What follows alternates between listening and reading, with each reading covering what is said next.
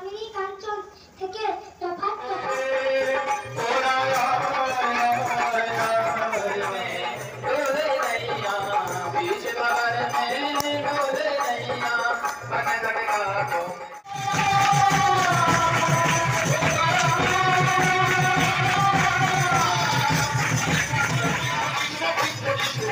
Krishna Buddha Jishu